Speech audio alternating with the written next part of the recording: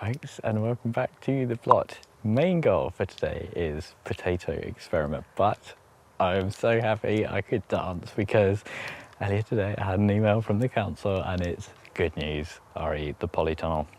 I think given the circumstances, they are happy to let me put up the full size of it, and I think it's one of those things where if you're a good tenant, you know, it's just started raining, let me go in the greenhouse. I think it's one of those things where it kind of really pays to be an active member of your community. You know, I spend loads of time chatting to all my neighbours. Anytime I see the allotment officer, we have a nice little catch up.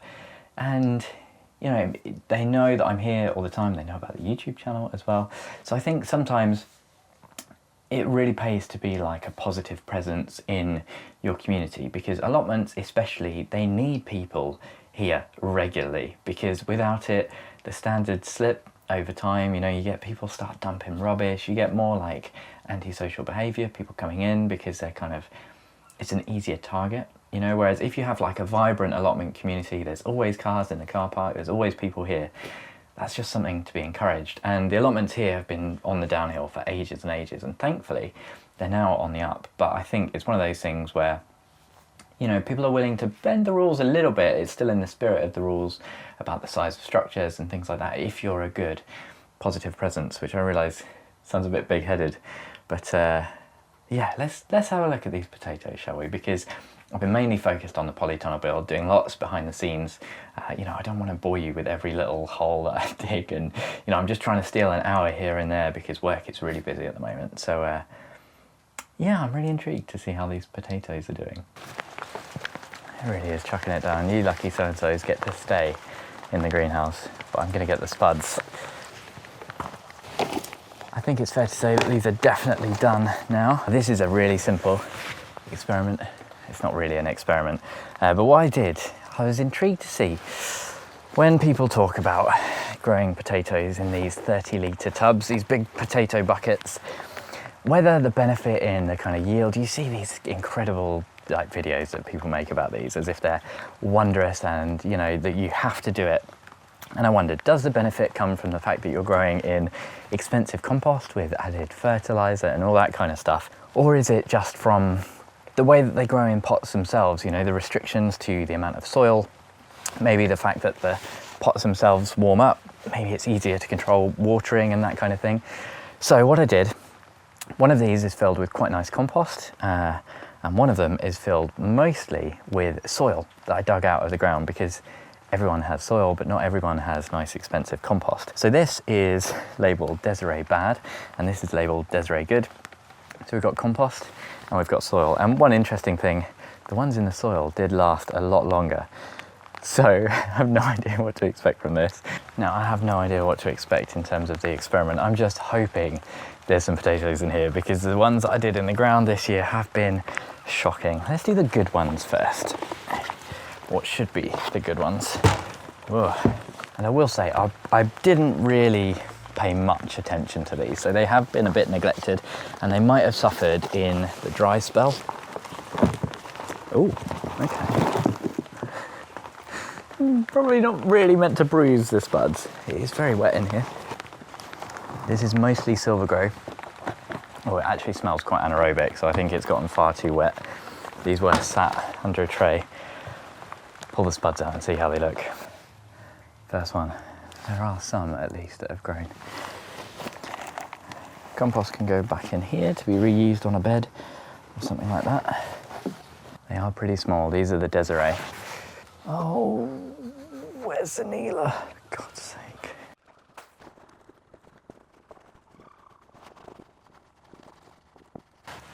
One big one. Well, medium. It's got to be said, pretty bloody rubbish. Oh dear me. This was meant to be the good one. I think this had either 2 or 4 seed potatoes in. I think it was just 2. Main crop Desiree in silver grow with some pelleted bloodfish and bone, some chicken pellets, just a little bit. I was quite reasonable with the fertilizer, but that, any way you look at it, is not an abundant harvest. It's still spuds, it's still eating, so that's a reason to be happy. But the reason that you do comparisons is to see how this one is going to look just in the soil. I think both of these had about 10% manure as well, or something like that. So the soil one did have fertilizer and the normal kind of stuff I had lying around. Let's get that out and see what that looks like. Oh my goodness, okay. This looks better already. Oh, there are some slugs on here though. Maybe it was 4 seed potatoes in these.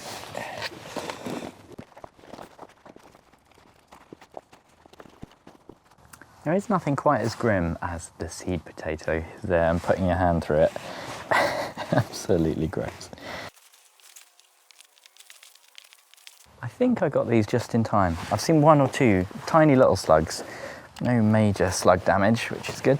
This one too does smell very wet. Like I say, these had a tray under them catching water.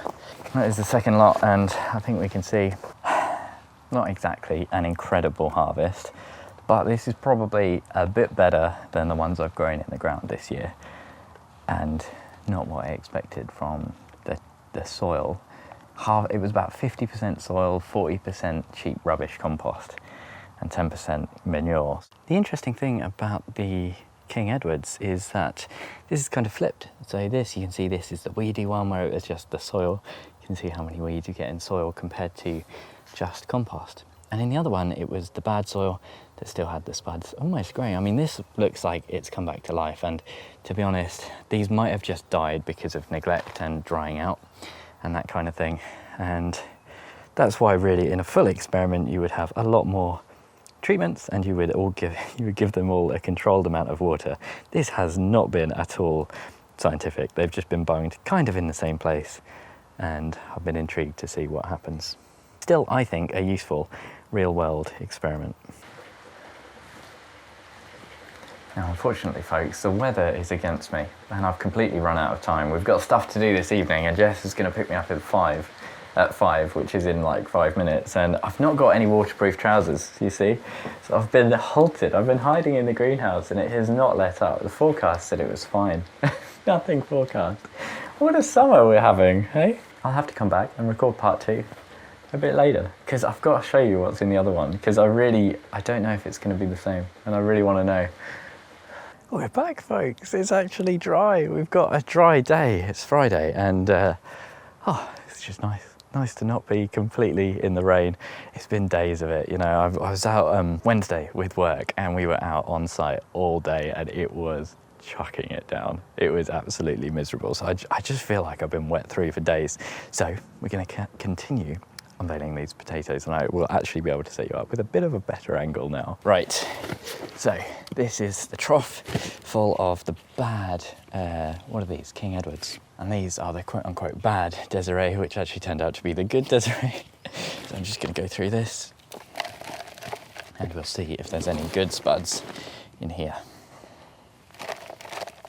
That is it. This is all just empty in the trough now.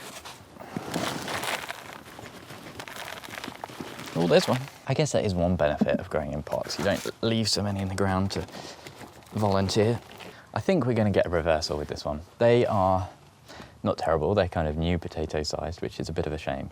But I'm hoping that the next lot, which is meant to be good, is actually going to be good in reverse to the Desiree. Now, interestingly, this one has actually stayed together as a plant, much stronger root system. This is full of worms as well in here. This is a good compost one, the Silver Grow, much easier to harvest. So a few tiddlers, well, a lot of tiddlers actually. Some green ones too. One thing I wasn't very good at, and I'm never very good at, is earthing up. I was a bit late to earth these up, so some of them, well, that one's gone mouldy. Some of them had just, you know, started to form on the surface. I earthed them up, I think, a little bit late. You can hopefully see there, just a few green bits. Not really edible, unfortunately. Okay, I was hoping for slightly better from this one, because the plants looked so much healthier in this good compost.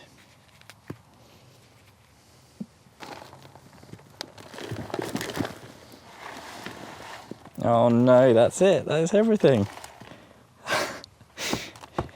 Huh. Okay, I really thought that was going to be a winner. Bloody hell. Here we have it, final results. What a bloody mess. Nothing went to plan or, you know, along with the hypothesis, but still quite interesting. So these are the bad ones, quote unquote bad. Cheap compost, rubbish, just soil from the earth. And they did actually better than the ones in, this is probably about £8 worth of compost that I put into these.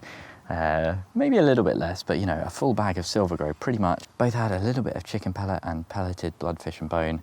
They didn't get enough water. I think that was probably the main stay, and maybe these ones did better because they had soil from the ground, which is quite clay heavy and probably held a lot of water. And then when we started getting the rain, they were a bit waterlogged. So I think this is just user error, but dear me. I do find these things interesting, even if they have completely unexpected results. Well, I guess that's what makes it interesting, isn't it? There's still some good eating here, but you know, the ones in the pots didn't really do much better than the ones that I had in the ground, to be honest. I think next year I'll try and do a few more in pots. It's quite a good use of this little space in between my greenhouse, to be honest, but very easy to neglect them and kind of forget about them because they're tucked away. I will be continuing to grow my potatoes in the ground. It's how I've always enjoyed doing it. We had a bit of a bum year for potatoes on the second plot, but you know, new ground, breaking new ground, finding out what it's like in terms of fertility. So just one of those things. So I hope you've enjoyed this little experiment. Let me know if you enjoy growing potatoes in containers or the ground, which one works best for you. Hopefully I'll see you again next time. An extra special thank you to my Chili Pepper tier patrons, Tony, Bill, Pam, Louise, Mel, Michael, Denise, Socks in the Garden, Craig and Andrew.